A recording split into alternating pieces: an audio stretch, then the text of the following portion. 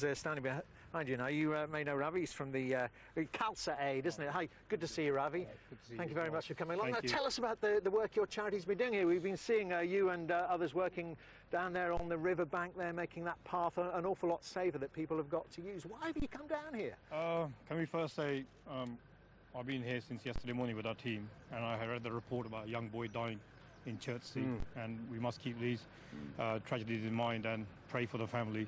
And we are deeply saddened. We didn't expect any deaths, but this happened. Is very, very sad. And what's happened with Khalsa Aid, on Friday morning, I've called almost everyone. With my wife, we called every organisation, from councils to everything. We want to help. Negative response. And there was no coordination. There was no centre point for us, somebody like us, to say, okay, ring this person. As soon as we landed yesterday, thanks to the landlord of this pub, Jim, we got stuck in. Straight away, we're helping families move furniture, clear basements, had lunch here about 2 o'clock, went all the way down the river here, walked about 2 miles down the road. We commissioned a truck of sand, 16 tons, bagged it, then another truck. We finished bagging with the local community, not just ourselves. We're not bigging ourselves up, just with our team, with the community.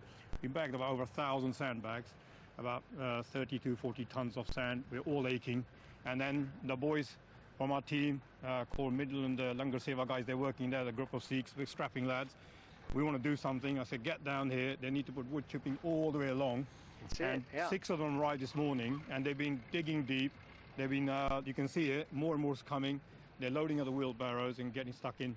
I think it's quite a shock when you turn up yourself. It is, yeah. And when you see on TV, it's different.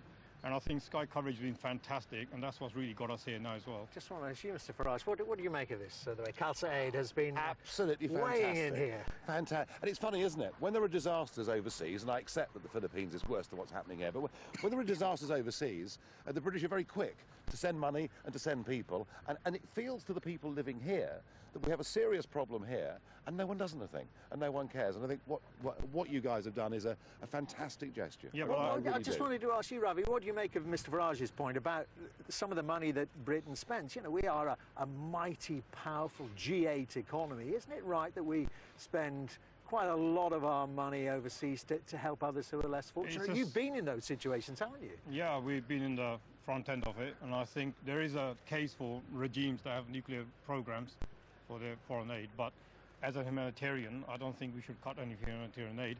But why is Europe so silent? Where's the European Union banging on saying, here you are, we'll give you half a billion. Don't get this man started on that. No, but also, the other thing I find from the locals here, I'm not a politician, I'm a humanitarian. I'm not here to please you, yourself, whatever. We're here to dig deep. And I think people are going to score points over this. We're not here to blame any governments, any officials. We're saying to anybody, get these clothes off, get the dirty, look, we're filthy.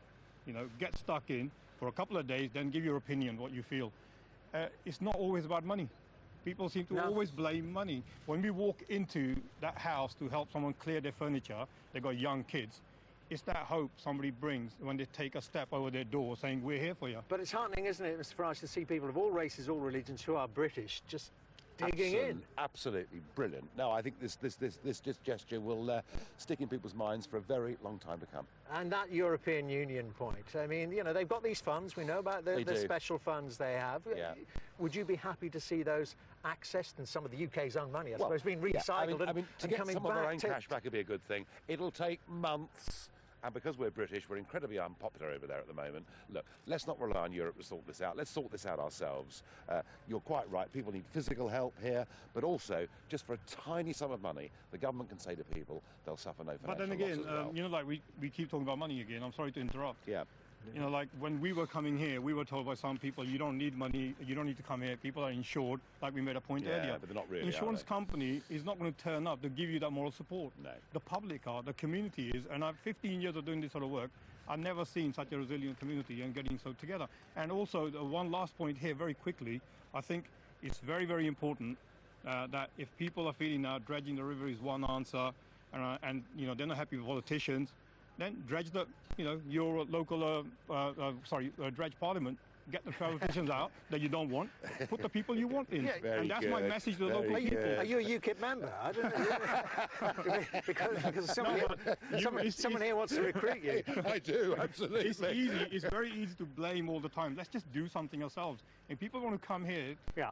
link up with somebody, don't turn up, and do something. Just show your moral support. That's all it is. I've got last good question for you, Mr. Farage, and it's about Mark Harper, the immigration minister, who's resigned after, it seems, unwittingly employing somebody who didn't have the right to be here. Do you think he's done the right thing? And is it a mistake that could have happened to anyone? It could have happened to a UKIP member. They could have had a cleaner or a plumber or anything like that. Given that he was behind those poster trucks that were going around London last summer saying, if you're here illegally, we're after you and we're going to get rid of you, he had absolutely no choice but to go.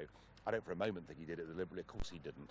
But what it does show, he's not the first person in government to have found themselves employing somebody who's here as an illegal immigrant. And what it does, it highlights the scale of the problem. Yeah, when you're saying to UKIP members, have you had a careful look at who's minding your children and who's cleaning your house? I don't need to have a careful look at all the UKIP members because you guys do that for us all the time.